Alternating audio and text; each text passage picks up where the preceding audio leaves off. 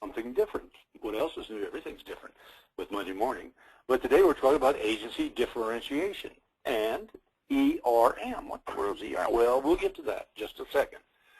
Our presenter today, let me show it to you, is Donna Gaylor. And Donna has a tremendous background. I mean, she started with the bank, as a matter of fact, way back when. I won't say way back when. I'm sorry, Donna, you hate me for that. JP Morgan Chase, and then she went to Crum and Forster. You know how much better education you get than that. Eventually went to Zurich, and she worked there 17 years, and then she was chief administrative officer for Zurich's worldwide general insurance business. Are you ready for that? It wasn't very big. It was only $36 billion with responsibility for strategic planning. Donna, were you in Zurich at that time, or where? For part of the time, yes. Wow, what a thrill, huh? Man, that's a big career. It was, George. I can imagine. I love Zurich. Anyhow, she then eventually retired, but she's been on a lot of boards, and she published a book. We're going to talk about that book in a minute. And it's a good book, Risk Management, Enterprise Risk Management, straight to the point. I love this, and you will too. But anyhow, I think I was very, very impressed when I first met her, when I found that she was one of the top 100 insurance women by business insurance. How do you like that? That's a real, real wonderful honor. But Donna is now kind of an authority on enterprise risk management. And Donna, I think the best way to start is just to start. And what is enterprise risk management? Well, George, you know, it's interesting that despite the fact that ERM has been around for over a decade, there are still many people who really don't know what it is. But I think the best way to describe it is to make sure that everyone understands that it's a process. It's a process that enables an organization to reach its strategic goals and objectives. So the first thing that an organization needs to do is to identify all of the risks, then quantify them by putting some kind of an impact statement with them. You know, how much will they affect the bottom line? How frequent will they be? And, you know, how quickly will they emerge as risks? So that enables the organization then to prioritize the risks. The most significant ones will get reported upward, and those will also be addressed with specific mitigation plans that are continuously monitored. I've been with independent agencies, you know, for all these years, and you just don't hear it very much. You go to the magazines, and you don't hear much about ERM per se. What's the difference between enterprise risk management and just plain risk management? Well, there are some really significant differences. The first one is that ERM starts with a strategy. It's all about finding the risks that could impede the ability to meet the strategic goals and objectives of the organization. Whereas in the older forms of risk management, or you know, some people still practice an older form of risk management, there really isn't a close link to the strategy. It's kind of picking up the insurance program that was and tweaking it. Another big difference between ERM and older forms of risk management is that you are looking for all of the risks, not just the risks that can be insured. Whereas in older forms of risk management, the focus was really on the risks that you could transfer to somebody else, whether it was an insurer or a captive or a cat bond. But it was getting those risks transferred out of the organization so they wouldn't affect the balance sheet. Another big difference with ERM is that in ERM there's almost always a risk management committee made up of the senior people from all of the various functions in the organization. And they help to identify risks and address risks. And George, most importantly, this risk committee is where the organization finds correlated risks. Because, you know, if you think about it, especially a large organization or a middle-sized organization, let's say they the finance department has a relationship with a particular bank. That's where they get their line of credit. Let's say that same bank is the bank that HR uses to issue its payroll checks. Let's say that bank is also an investor in the company, and maybe they're also a customer of that company. So if something catastrophic happened to that bank, it would be very bad for the company. It would have a big effect on the company. So unless you have these different functions talking with each other, they may never realize that there is a correlated risk. Another great example of correlated risk is an organization that outsources. And let's say, IT is outsourcing its code development to some country. Maybe another part of the organization is outsourcing manufacturing, and yet another part of the organization may be outsourcing call center operations. Maybe there hasn't been anybody in the organization who saw how much of the company's operations were outsourced to the same country, and if something catastrophic happened in that country, think of the impact on the company. So I've stayed a lot on that because I think the most important difference here then is that in older forms of risk management, risk was handled in a silo fashion, and the different functions weren't talking to each other. And the last difference I'll mention is that under ERM, the organization does think about and comes up with a statement about how much risk are they willing to tolerate. What is their risk appetite?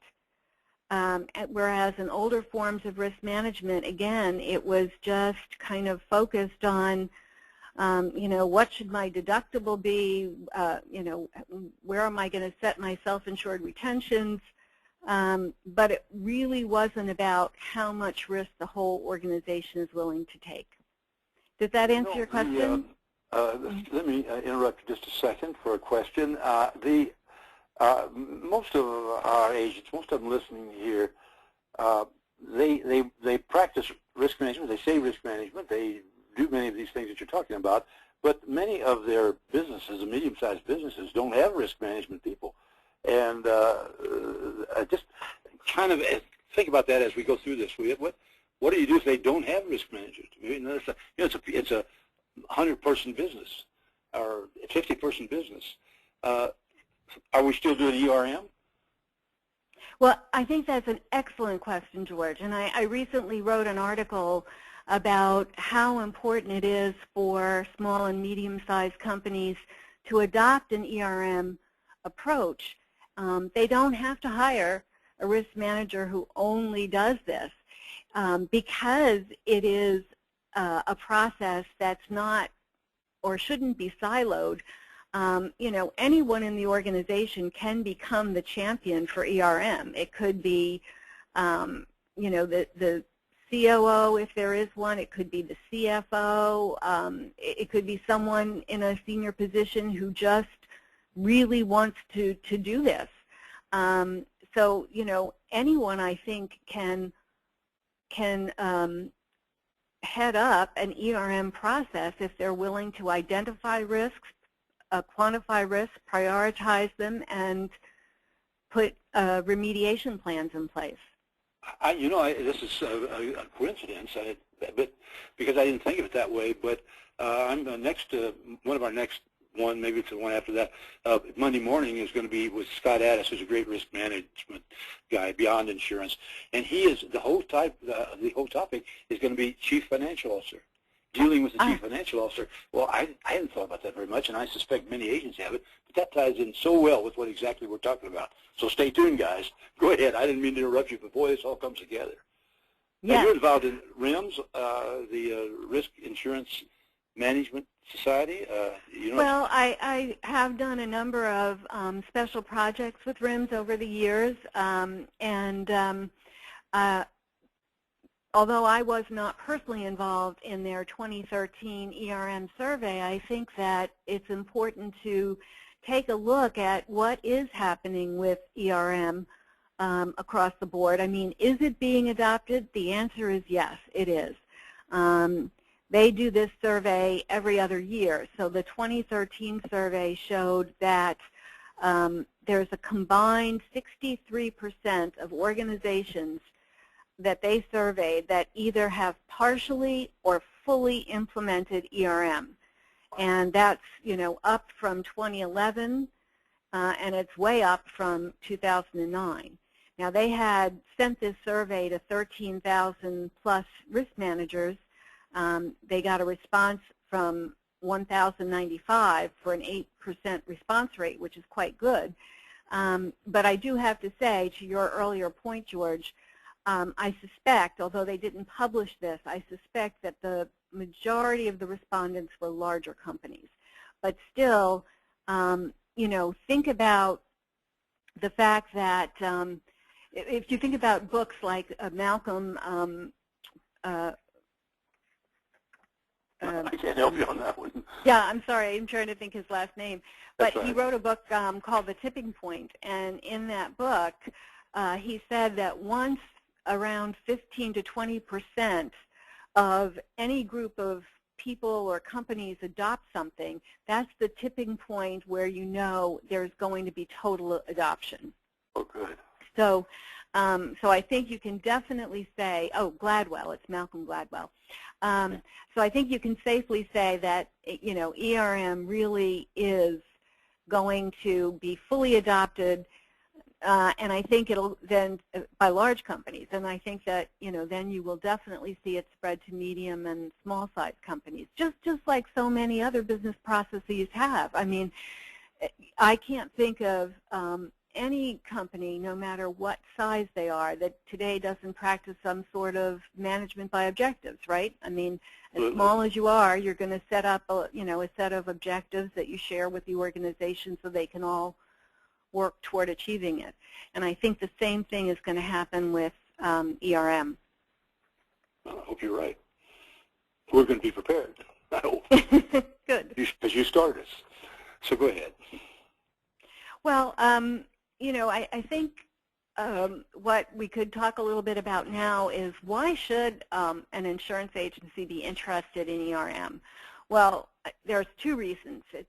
One is for their own internal use, because if they adopt ERM, they are more likely to achieve their strategic goals and objectives, and they can show their clients, their carriers, their bankers and investors, all that they are responsibly handling the uncertainties of their business.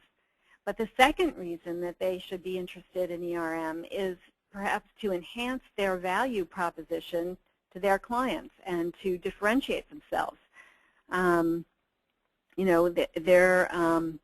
They may want to create a service offering with regard to ERM, and it can be at any level. I mean, it can be something as simple as just talking to their clients in a more holistic way when they do, when they work with their clients, talk about risk, not just risks that are going to be later insured through some kind of insurance policy, or it could be all the way through actually acting as a risk manager for that client. Good. I like that. And I hadn't thought about adopting it internally. Once you do adopt it internally, then at least you know the steps. Huh? That's a great idea, and I hadn't heard of it. So I'm learning. Keep going. Okay. Well, of course, if differentiation is important. I mean, it's very important today for a lot of reasons, not the least of which, happily, we can say that the number of independent agencies seems to be growing now. In the 2012 Big I survey, they found that, the number of agents had dropped as low as 37,500 in 2006, but it was up to 38,500 in 2012. So, but as good news as that is, it also means more competition. More agents means more competition. And of course, brokers are offering these risk management kinds of services. So that's competition. And customers are being more demanding today. They're more savvy. They're more, they're more interested in auxiliary services. So differentiation is important, and a lot of agencies do that through their niche marketing efforts, focusing on certain industries or affinity groups, or they try to differentiate themselves in terms of the type and scope of products they offer. And what I'm suggesting here is that they might consider doing that differentiation in terms of the services they offer. And as I said before, it can be something as basic as when they talk to their client about what their client's needs are, they ask them questions about all of the risk categories that that client might be facing. After all, it's to everybody's benefit for that client to be healthy, right? They can't be a customer of the agency anymore if they're not healthy. So if you talk to them about all of their risks, that's going to help them stay healthy. But the other thing the agency could do is do ERM training and provide ERM information to the agency, or they could even go in and do ERM consulting. They could act like the risk manager for that client. So there's all levels of the way they could offer that service. Got it. I think I'm learning. Yes. Hopefully it sounds interesting to you. Well, it does. I mean, it's intriguing because if you don't think ERM all your life and all of a sudden you're dropping this on us, I mean, I know a lot of agents are way beyond me on this because they deal with it on a daily basis. But no, I think this is really valuable, and it's a start. At any rate, go ahead. You're doing fine. So let's take a look at how it would actually play out in real life. So, if an agent were working with a client, could start by asking questions by category of risk. So let's say operational risk. It would talk to the client about, have you experienced supply chain disruptions? Is that something that you're concerned about? Have you had delays in the production of in your assembly lines or in whatever you're producing? Have you had machinery malfunctions? Maybe you're a dry cleaner, maybe you're a small hospital, whatever. You have machinery. Has there been a problem? Have you experienced or are you concerned about product recall? And the funny thing is as you go down these categories and talk about the different kinds of risk, it's surprising how many of these actually do have insurance solutions. I mean, remember we said, ERM is about looking at not only the insurable risk but also the uninsurable. But there's a whole lot of new product out there that carriers are offering. So this gives the agent an opportunity to sell more, to round out their accounts, because there are supply chain products and there are warranty products and there are product recall products. Right. Cyber attacks, that's been pushing big on all of that now. That's the popular thing right now. Everywhere you look, it's all about cyber attacks. So that's a beauty of technology. Yeah, absolutely, like George. You hit the nail on the head. If you start talking to them about technology risks, they may first think about some of the risks that they have just in maintaining their own internal IT systems. But then, of course, cyber attacks is very big. We've seen, what it's done to Target, and Target certainly is at the end of the line of many other attacks that have happened out there. And the other kind of cyber attack that's gotten a lot of play lately is where the hackers come in and actually attack the company's own business account. They take over the business account, wipe it out, and the business is left with an empty bank account. So, but happily, again, there are insurance products for both cyber attacks of both kinds. So, so there is coverage available. It may not be cheap, but there is coverage available that the agent can talk to their client about.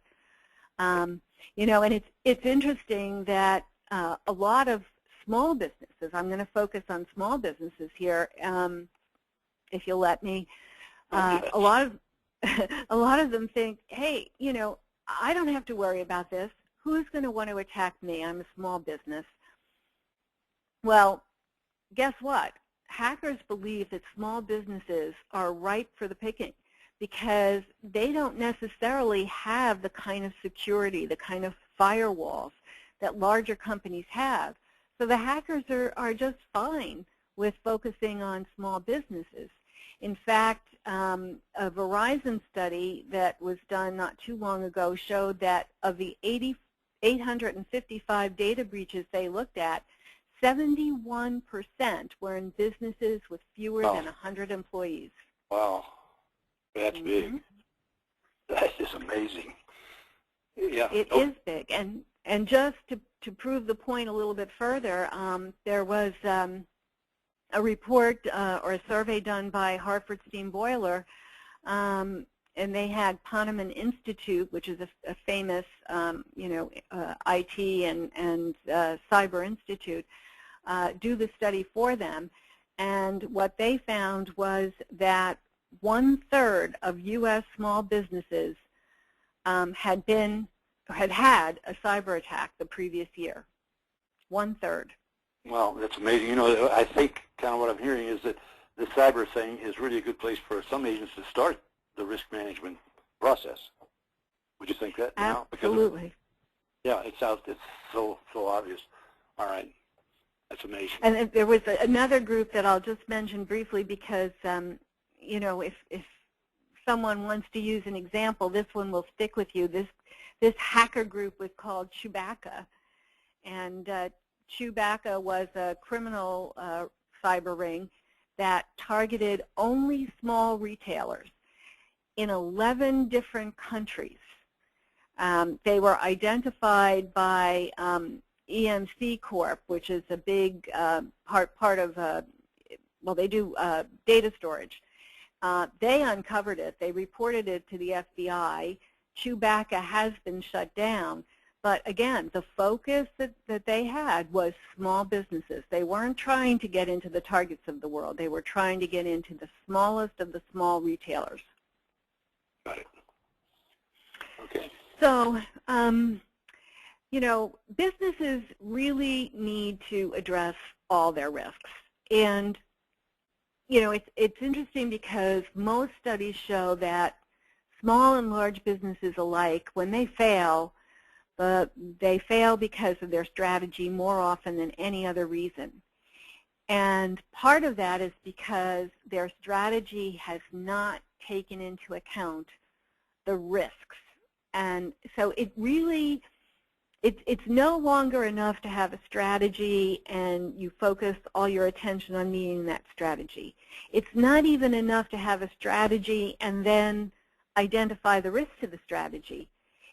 It really behooves an organization today to develop their strategy along with looking at the risks, and then they can retweak their strategy to address those risks. So it needs to be risk management, or ERM has to be really embedded in everything that the organization does. I believe you. And you sold me. I'm ready. Let's just go ahead. Well, I was just going to say, let's just take a look at some of the categories of risk, that companies need to be thinking about, and clients, that agents can talk to their clients about. Everything from this broad strategic risk, then specifically their marketplace risks, legal, regulatory, reputational, talent, financial, credit risks. let's look at reputational risk just a little bit, because that one has that one, like some of the like the cyber risk, and actually very much tied to cyber risk, has just escalated so much because of social media.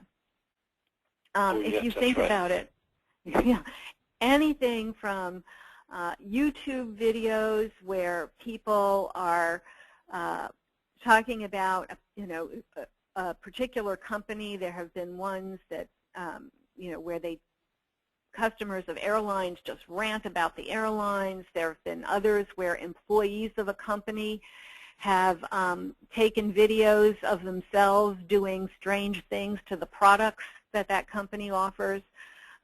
There are sites that are set up just to bash a particular company.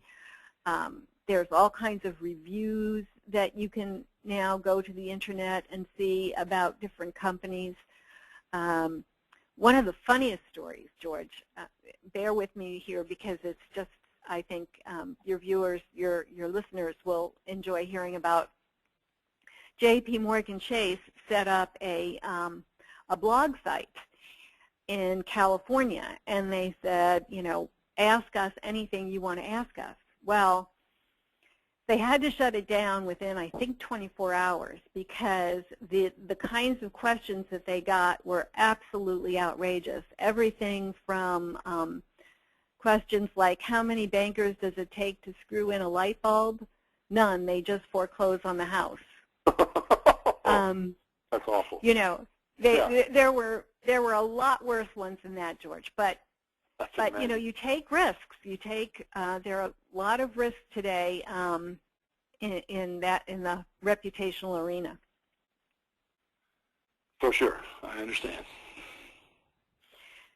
So if regardless of whether an agent wants to really delve into ERM as a service offering or not, I would say that they should be asking some questions of their client relative to risk. First, emerging risk. Is there some trend out there that's causing you, meaning you, client, to worry about how it will affect your business? Is there something that has changed which might lead to unintended consequences? And has another business been hit by something that could become a common phenomenon? And is there something that you're about to do that will have a lot of uncertainty attached to it? If you think about the first one, trends developing, it brings to mind, for example, the struggle that Domino's is now having because under the Affordable Care Act, chains with 20 or more outlets, including convenience stores, have to disclose the nutrients in all the foods they serve. Well, Domino's has something like 1 million varieties of combinations of pizzas. Can you imagine if they have to display 1 million different nutritional, disclosures? It would be almost catastrophic for them to have to display all of that. I'd probably quit reading after about 100,000, wouldn't you? Something like that. I don't know. So you can understand why they are not in favor of this. But the trend was developing before this happened. I mean, there was the Common Sense Nutritional Act of 2012. There was the big gulp ban in New York that the previous mayor put in. So there's been a trend going on about healthy food and disclosures for a while now, and now we're at this place that might cause them to have 1 million different disclosures. So so these are emerging risk kinds of questions that an agent can be asking their client. All right.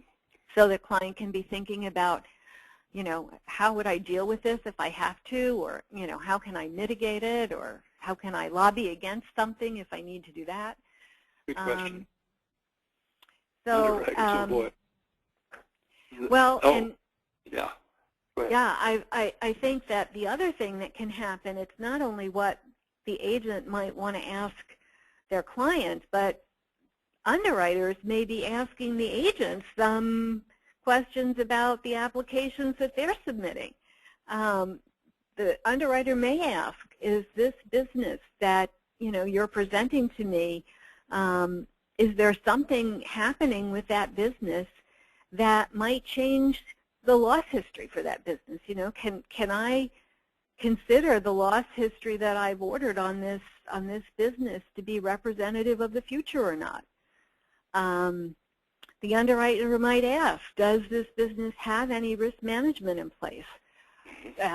And do they have risk mitigation plans, business continuity plans, disaster recovery plans, plans that would enable them to recover from a loss should a loss occur?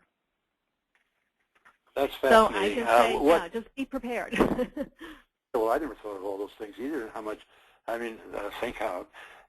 I think that this is a great answer to the Geico effect and commodityism and all that sort of thing. When an agency realizes what you've been teaching here, well, let's see. Do you have that? You have a copy of that of your book? That's. I do. Is that, let me see that there. What you guys are teaching here. Let me ask something about quick though. Do you consult with people? Yes, we do. Okay. I just want to know that because, an agent could do that. This book, I've kind of perused this book and talked to Donna a lot about it and gone on to Amazon and so forth. Incidentally, you could order this back on our, just click, I've got an order form on the today's email. So you can go ahead and order that book, and it's like $20 or something like that. Different price, but it's not very much. But it's written. I love it because it goes to it's not written for an agent per se, is it, Donna? How would you put that? Well, yeah, it's for anyone who wants to better understand ERM, and more importantly, it's if you are planning to implement ERM, it's really a how-to book. Well, that's really what's needed. Yeah, and I noticed it's written for the business owners and the boards, and you've got sample. Things that have really worked in there, real good samples that show what people have and haven't done. Case studies, what I'm trying to say, and some guide points in there. I think this, this wouldn't be. Here's a thought, Don. This would be a good book to have agents not only use and read, everybody involved in the ERM thing, but it might be a good one to give to your client at the same time. If you have the guts, what do you think of that? That's my idea of the day there. No, I love the idea, and in fact, we would hope that those who consult with, who have clients like agents would consider giving this book to them as something that they could then take and use within their companies. So I love the idea, George. I knew you would. I figured you would at that moment. Anyhow, listen, Donna, thank you. You're just introducing us to a big concept here that many agents, I'm certain, know, but when you say 37 or 38,000 independent agents, my guess is that 36,000 don't know. And really, they've seen ERM, but they really are not putting it in there. Talking risk management, but they're not talking ERM. And I think you've kind of straightened this out. So you went straight to the point, like the book here. So listen, thank you so much for spending this time with us, and let's keep talking. And I would suggest to other people that to readers, you can go back to the, again, and order the book directly from the email that came out, and you can go back there and find the archives, rough notes, and so forth on there. So please do, and go back to your quiz flash. You can go back to Dave's E&O tip, and Donna, once again, I just want to thank you for all you've done here, because you've opened a new world to us. I'm glad I saw your article in Rough Notes, because that's where I got it from. Okay, well, thank you, George. I appreciate the opportunity to talk to your listeners.